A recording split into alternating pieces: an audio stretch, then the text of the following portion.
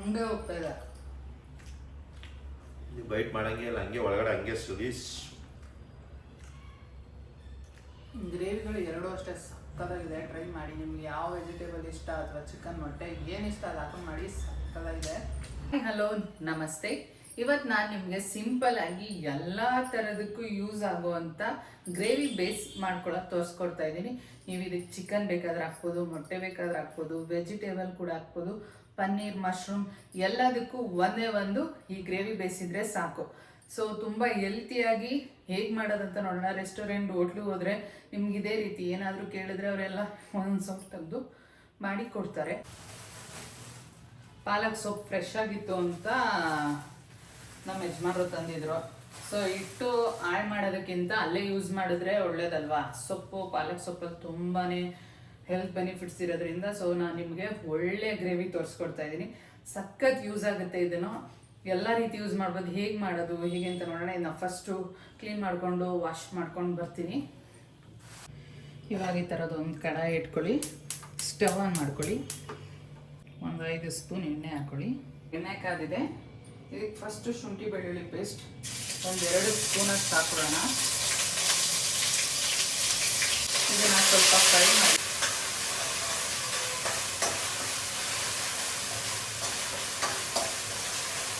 ಇದನ್ನು ಚೆನ್ನಾಗಿ ಫ್ರೈ ಮಾಡಾದ್ಮೇಲೆ ಒಂದು 9 ಹಸಿಮೆಣಸಿನ್ಕಾಯಿ ಹಾಕೋತಾ ಇದ್ದೀನಿ.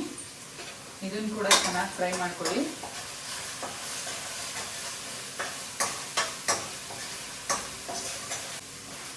ಹಸಿಮೆಣಸಿನ್ಕಾಯಿ ಎಲ್ಲ ಚೆನ್ನಾಗಿ ಫ್ರೈ ಆದಮೇಲೆ ಗೋಡಂಬಿ ಒಂದು 20 ಗೋಡಂಬಿ ಅಷ್ಟು ತೊಗೊಂಡಿದ್ದೀನಿ. ಇದನ್ನು ಕೂಡ ಚೆನ್ನಾಗಿ ಫ್ರೈ ಮಾಡಿ. ತುಂಬಾ ಸಿಂಪಲ್ ಆಗಿ ಮಾಡುವಂಥ ಗ್ರೇವಿ ಸಕ್ಕತ್ತಾಗಿರುತ್ತೆ. ನೀವು ಏನು ಬೇಕಾದ್ರೂ ಬಳಸ್ಬೋದಲ್ಲ. ಚಿಕನ್ ಬಳಸ್ತೀರಾ, ಮೊಟ್ಟೆ ಬಳಸ್ತೀರಾ, ಪನ್ನೀರ್ ಆದರೂ ಬಳಸಿ, ಮಶ್ರೂಮ್ ಆದರೂ ಬಳಸಿ, ತರಕಾರಿನಾದರೂ ಬಳಸಿ, ಅದು ನಿಮ್ಮ ಇಷ್ಟ. ಸೊ ಒಂದು ಗ್ರೇವಿ ನೀವು ಕಲ್ತ್ರಿ ಅಂದರೆ ಯಾವ್ದು ಬೇಕಾದ್ರೂ ಹಾಕೊಂಡು ಮಾಡ್ಕೋಬೋದು. ಈ ಬೇಸ್ ಒಂದು ರೆಡಿ ಇತ್ತಂದರೆ ನಮ್ಮ ಹತ್ರ. ಇವಾಗ ಇದು ಚೆನ್ನಾಗಿ ಫ್ರೈ ಆಗಿದೆ. ಪಾಲಕ್ ಸೊಪ್ಪು 2 ಕಟ್ನು ನಾನು ವಾಶ್ ಮಾಡಿ ಚೆನ್ನಾಗಿ ತಗೊಬಂದಿದ್ದೀನಿ. ಇದನ್ನು ಹಾಕೋಬೇಕೀಗ.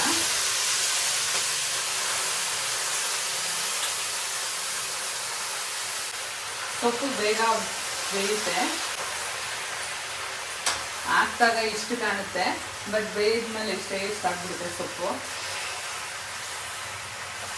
ಇದಕ್ಕೇನೆ ಸ್ವಲ್ಪ ಕೊತ್ತಂಬರಿ ಸೊಪ್ಪು ಹಾಕೊಳ್ಳೋಣ. 1 ಹಿಡಿಯಷ್ಟು ಕೊತ್ತಂಬರಿ ಸೊಪ್ಪು ಹಾಕೋತಾ ಇದ್ದೀನಿ. ಇದ್ರೆ ಪುದೀನ ಕೂಡ ಯೂಸ್ ಮಾಡಿ, ತುಂಬಾ ಚೆನ್ನಾಗಿರುತ್ತೆ.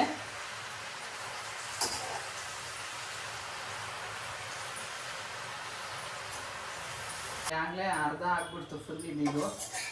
ನಾನು ಸ್ವಲ್ಪ ಹೊತ್ತಿಗೆ ಇನ್ನೂ ಇಷ್ಟ ಆಗ್ಬಿಡುತ್ತೆ. ಸೊಪ್ಪೆಲ್ಲ ಈ ರೀತಿ ಸುಂಡಿದೆ. ಇನ್ನೊಂದು ಸ್ವಲ್ಪ ಸುಂಡಿದ್ರೆ ಸಾಕು. ಎಲ್ಲ ಇವಾಗ ಚೆನ್ನಾಗಿ ಬೆಂದಿದೆ. ಇದರಲ್ಲಿರೋ ನೀರಿನ ಅಂಶ ಎಲ್ಲ ಸುಂಡಿದೆ. ಇವಾಗ ಇದಕ್ಕೆ ಒಂದು ಫುಲ್ ತೆಂಗಿನಕಾಯಿ ಹಾಕೋತಾ ಇದ್ದೀನಿ. 2 ನಿಮಿಷ ಫ್ರೈ ಮಾಡ್ಕೊಳ್ಳೋಣ. ತುಂಬಾ ಟೇಸ್ಟ್ ಚೆನ್ನಾಗಿರುತ್ತೆ ಫ್ರೈ ಮಾಡಿದಷ್ಟು ಯಾವುದೇ ಅಡುಗೆಗಳಾಗಲಿ. ಆ್ಯಂಡ್ ಇದಂತೂ ಸಿಕ್ಕಾಬಟ್ಟೆ ಈಸಿ ನಿಮಗೆ. ನಾನಿಲ್ಲಿ 2 ಥರ ಮಾಡ್ತಾ ಇರೋದ್ರಿಂದ 2 ಕಟ್ ಸೊಪ್ಪು ತೊಗೊಂಡಿದ್ದೀನಿ. ನೀವು ಇದರಲ್ಲಿ ಅರ್ಧ ಮಾಡ್ಕೊಳ್ಳಿ. ನಾನು 2 ಥರನೂ ಒಂದೇ ದಿನ ಮಾಡಿಬಿಡ್ತಾ ಇದ್ದೀನಿ ತೋರ್ಸೋಕ್ಕೋಸ್ಕರ. ಸೊ ಶ್ರಾವಣ ಇರೋದ್ರಿಂದ ಚಿಕನ್ ತೋರಿಸ್ತಾ ಇದ್ದಾರೆ, ಚಿಕನ್ ಕೂಡ ತೋರಿಸ್ಬಿಡ್ತಾ ಇದೆ. ನೀವು ಟ್ರೈ ಮಾಡಿ. ಅದು ಯಾವಾಗ ಹಾಕಬೇಕು ಏನು ಅಂತ ಹೇಳ್ತಾ ಹೋಗ್ತೀನಿ ಮುಂದೆಗೆ. ಇದೊಂದು 2 ನಿಮಿಷ ಫ್ರೈ ಆದರೆ ಸಾಕು. ಇವಾಗ ಇದು ಚೆನ್ನಾಗಿ ಫ್ರೈ ಆಗಿದೆ. ಇವಾಗ ಸ್ಟವ್ ಆಫ್ ಮಾಡ್ಕೊಳ್ಳೋಣ. ಇವಾಗ ಇದು ಫುಲ್ ತಣ್ಣಗಾಗಬೇಕು. ಅಲ್ಲಿವರೆಗೂ ಹಾಗೆ ಪಕ್ಕದಲ್ಲಿ ಇಟ್ಕೊಳ್ಳೋಣ. ಮಶ್ರೂಮ್ನ 200 ಗ್ರಾಮ್ ಅಷ್ಟು ತೊಗೊಂಡಿದ್ದೀನಿ. ಇದನ್ನು ಸ್ವಲ್ಪ 4 ಭಾಗ ಅಷ್ಟು ಮಾಡಿಕೊಂಡು ಸ್ವಲ್ಪ ಅರಿಶಿನ, ಸ್ವಲ್ಪ ಉಪ್ಪು, ಸ್ವಲ್ಪ ಬೆಚ್ಚಗಿರೋ ನೀರಲ್ಲಿ ಹಾಕಿ ಒಂದು 5 ನಿಮಿಷ ಇಡ್ತೀನಿ. ಇದನ್ನು ಫಂಗಸ್ ಇದ್ರೆ ಹೋಗುತ್ತೆ ಅಂತ ಅಷ್ಟೇ. ಈ ರೀತಿ ಇರೋದನ್ನು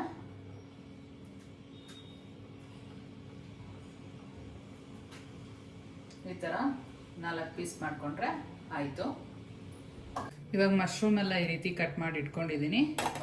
ಒಂದರಲ್ಲಿ 4 ಪೀಸ್ ಮಾಡಿಕೊಂಡ್ರೆ ಸಾಕು. ಇದಕ್ಕೆ ಸ್ವಲ್ಪ ಅರಿಶಿನ ಚಿಟಿಕೆಯಷ್ಟು,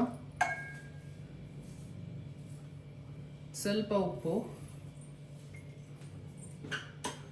ಸ್ವಲ್ಪ ಬೆಚ್ಚಗಿರೋ ನೀರು,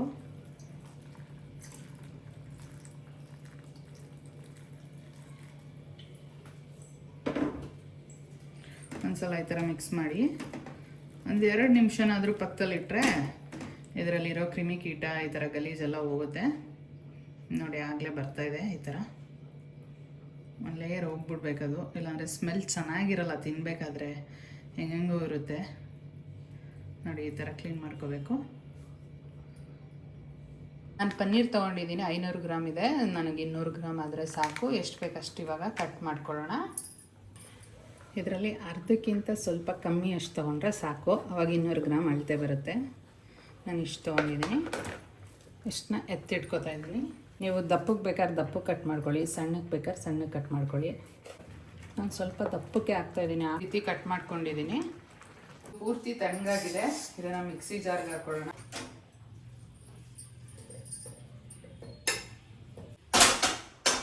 ಮಸಾಲೆದೆಲ್ಲ ಹಾಕಿದ್ದಾದಮೇಲೆ ಒಂದು 4 ಟೊಮೊಟೊ ಹಾಕೋತಾ ಇದ್ದೀನಿ. ಈ ರೀತಿ ದಪ್ಪ ಕಟ್ ಮಾಡಿ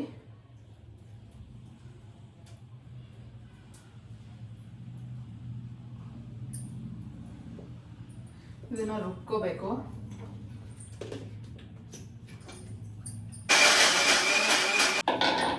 ಈ ರೀತಿ ರುಬ್ಕೊಂಡ್ಮೇಲೆ ಚಿಲ್ಲಿ ಪೌಡರ್ 2 ಸ್ಪೂನ್ ಅಷ್ಟು ಹಾಕ್ಕೊಳ್ಳಿ. ಒಂದ್ಸಲ ಮಿಕ್ಸಿ ಮಾಡ್ಕೊಳ್ಳೋಣ, ಎಲ್ಲ ಚೆನ್ನಾಗಿ ಮಿಕ್ಸ್ ಆಗುತ್ತೆ ಅಂತ ಅಷ್ಟೇ.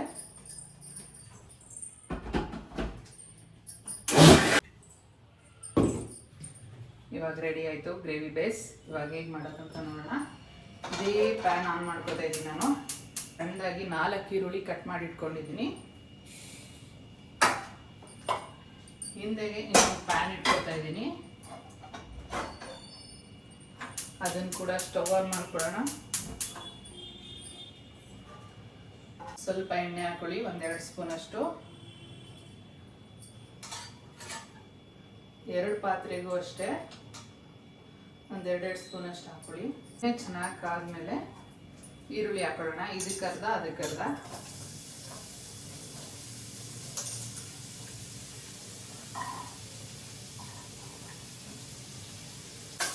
ಚೆನ್ನಾಗಿ ಫ್ರೈ ಆಗೋವರೆಗೂ, ಗೋಲ್ಡನ್ ಕಲರ್ ಬರೋವರೆಗೂ ಫ್ರೈ ಮಾಡ್ಕೊಳ್ಳಿ.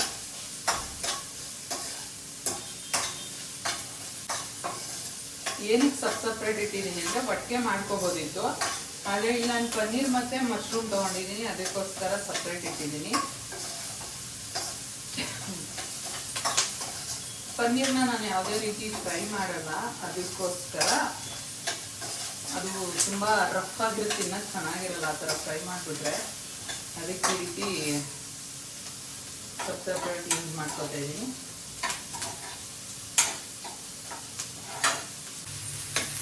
ಈ ರೀತಿ ಈರುಳ್ಳಿ ಫ್ರೈ ಆದಮೇಲೆ ಇದಕ್ಕಿವಾಗ ಮಶ್ರೂಮ್ನ ವಾಶ್ ಮಾಡಿ ಚೆನ್ನಾಗಿ ತೊಳೆದಿರೋಂಥದ್ದನ್ನ ಹಾಕೊಳ್ಳೋಣ. ಫ್ರೈ ಮಾಡ್ಕೋಬೇಕು ಇದನ್ನು ಸ್ವಲ್ಪ. ಈರುಳ್ಳಿ ಎಲ್ಲ ಫ್ರೈ ಆಗಿದೆ, ಮಶ್ರೂಮ್ ಕೂಡ ಫ್ರೈ ಆಗಿದೆ. ಈ ಟೈಮಲ್ಲಿ ನಾವು ರುಬ್ಬಿದಂಥ ಮಸಾಲೆನ ಇದಕ್ಕೊಂದರ್ಧ ಹಾಕೊಳ್ಳೋಣ. ಇದನ್ನೊಂದ್ಸಲ ಚೆನ್ನಾಗಿ ಮಿಕ್ಸ್ ಮಾಡ್ಕೊಳ್ಳಿ. ಮಸಾಲೆ ಎಲ್ಲ ಹಾಕಿದ್ಮೇಲೆ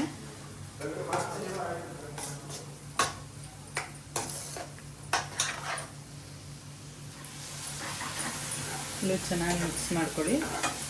ಆಲ್ರೆಡಿ ನಾವು ಫ್ರೈ ಮಾಡಿರೋದ್ರಿಂದ ಫ್ರೈ ಮಾಡೋ ಅವಶ್ಯಕತೆ ಎಲ್ಲ ಬೇಗನೆ ಆಗುತ್ತೆ. ಇವಾಗ ಸ್ವಲ್ಪ ಚೆನ್ನಾಗಿ ಫ್ರೈ ಆದರೆ ಟೇಸ್ಟ್ ಚೆನ್ನಾಗಿರುತ್ತೆ ಅಂತ ಅಷ್ಟೇ. ಮಶ್ರೂಮ್ ಕೂಡ ಬೇಗ ಬೇಯುತ್ತೆ, ಅದು ಆಲ್ರೆಡಿ ಫ್ರೈಯಲ್ಲೇ ಬೆಂದೋಯ್ತು. 1-2 ನಿಮಿಷಗಳ ಕಾಲ ಫ್ರೈ ಮಾಡ್ಕೊಳ್ಳೋಣ. ಖಾರದ ಪುಡಿ ಎಲ್ಲ ಹಾಕಿದ್ದೀವಲ್ವ. ಓಕೆ, ನಾನು ಪನ್ನೀರಿಗೆ ಸ್ವಲ್ಪನೇ ಮಸಾಲೆ ಹಾಕಿದ್ದೀನಿ, ಜಾಸ್ತಿ ಹಾಕಿಲ್ಲ.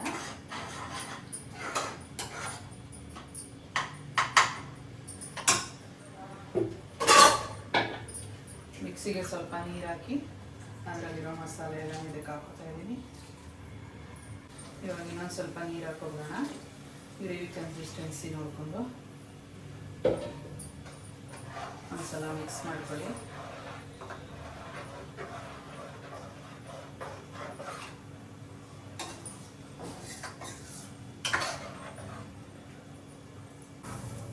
ಒಂದು 5 ನಿಮಿಷ ಚೆನ್ನಾಗಿ ಕುದೀಲಿ ಇವೆರಡು. 1 ಸ್ಪೂನಷ್ಟು ಗರಂ ಮಸಾಲ ಹಾಕೊಳ್ಳಿ ಎರಡಕ್ಕೂ.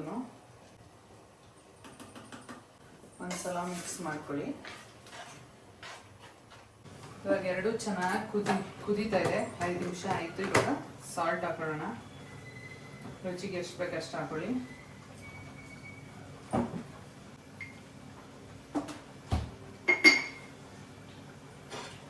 ಒಂದ್ಸಲ ಮಿಕ್ಸ್ ಮಾಡ್ಕೊಳ್ಳಿ.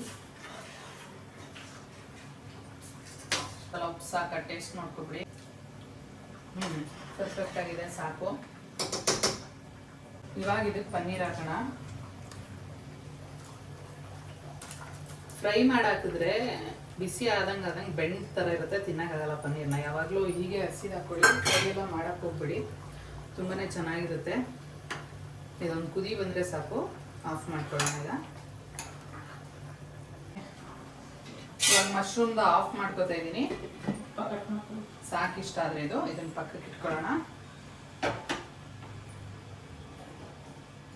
ಪನ್ನೀರ್ ಕೂಡ ಆಲ್ಮೋಸ್ಟ್ ಆಯಿತು. ಒಂದು ಕುದಿ ಬರಲಿ ಇದು ಚೆನ್ನಾಗಿ, ಆಫ್ ಮಾಡೋಣ. ಇವಾಗ ಇದಕ್ಕೂ ಲಿಡ್ ಕ್ಲೋಸ್ ಮಾಡಿ ಸ್ಟವ್ ಆಫ್ ಮಾಡ್ಕೊಳ್ಳೋಣ. ರೆಡಿಯಾಗಿದೆ ಗ್ರೇವಿನ. ಎರಡೂ ಥರ ನಮ್ಮ ರಂಗವ್ರಿಗೆ ಟ್ರೈ ಮಾಡಕ್ಕೆ ಕೊಡೋಣ. ಮಶ್ರೂಮ್ ಗ್ರೇವಿ 1 ಕಪ್ಗೆ ಹಾಕ್ತಾಯಿದ್ದೀನಿ, ಹಾಗೆ ಪನ್ನೀರ್ದು 1 ಕಪ್ಗೆ. ಚಪಾತಿ ಕೊಡ್ತಾಯಿದ್ದೀನಿ 2. ಏನು ಹೇಳ್ತಾರೆ ನೋಡೋಣ. ನೋಡಿ, ಗ್ರೇವಿ ಟೇಸ್ಟ್ ಮಾಡಿ ತಿನ್ಬಿಟ್ಟು ಹೇಳಿ. ಇದು ಮಶ್ರೂಮ್ ಗ್ರೇವಿ.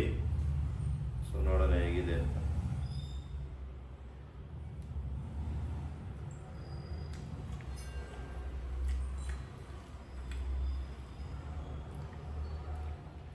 ಚೆನ್ನಾಗಿದೆ, ಸೂಪರ್ ಆಗಿದೆ.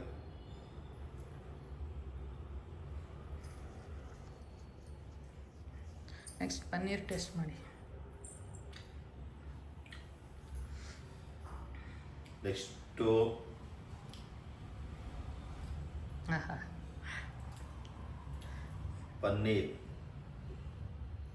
ಪನ್ನೀರ್ ಗ್ರೇವಿ.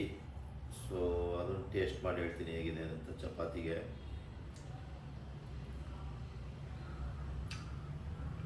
ಇರಿ, ಹೇಗಿದೆ? ಪನ್ನೀರೇ, ಮಶ್ರೂಮೇ. ಎರಡು ಚೆನ್ನಾಗೈತಾ ಇಲ್ವಾ? ಎರಡು ತುಂಬ ಚೆನ್ನಾಗಿದೆ, ಒಳ್ಳೆ ಟೇಸ್ಟಿಯಾಗಿದೆ. ಸೊ ಅದು ಆ ಪಾಲಕ್ ಸೊಪ್ಪು ಹಾಕಿರೋ ಫ್ಲೇವರು ತುಂಬ ಮಜಾ ಕೊಡ್ತಿದೆ. ಹಂಗೆ ಹೋಗ್ತಾ ಇದೆ, ನೀವು ಬೈಟ್ ಮಾಡಂಗೆ ಇಲ್ಲ, ಹಂಗೆ ಒಳಗಡೆ ಹಂಗೆ ಸುಲೀಸ್. ಗ್ರೇವಿಗಳು ಎರಡೂ ಅಷ್ಟೇ ಸಕ್ಕತ್ತಾಗಿದೆ. ಟ್ರೈ ಮಾಡಿ. ನಿಮ್ಗೆ ಯಾವ ವೆಜಿಟೇಬಲ್ ಇಷ್ಟ ಅಥವಾ ಚಿಕನ್, ಮೊಟ್ಟೆ ಏನು ಇಷ್ಟ ಅದು ಹಾಕೊಂಡು ಮಾಡಿ, ಸಕ್ಕತ್ತಾಗಿದೆ. ಈ ವಿಡಿಯೋ ನಿಮಗೆಲ್ಲ ಇಷ್ಟ ಆಗಿದೆ ಅಂದ್ಕೊಂಡು ಈ ವಿಡಿಯೋನ ಇಲ್ಲಿ ಎಂಡ್ ಮಾಡ್ತಾ ಇದ್ದೀವಿ. ಈ ವಿಡಿಯೋ ನಿಮಗೆಲ್ಲ ಇಷ್ಟ ಆಗಿದ್ರೆ ಒಂದು ಲೈಕ್ ಕೊಡೋದು ಮರಿಬೇಡಿ. ಲೈಕ್ ಮಾಡಿ, ಶೇರ್ ಮಾಡಿ, ಕಮೆಂಟ್ ಮಾಡಿ, ಸಬ್ಸ್ಕ್ರೈಬ್ ಮಾಡಿ, ಮರಿದೆ ಬೆಲ್ ಬಟನ್ ಐಕಾನ್ ಪ್ರೆಸ್ ಮಾಡಿ. Thank you for watching. Lots of love. Bye bye.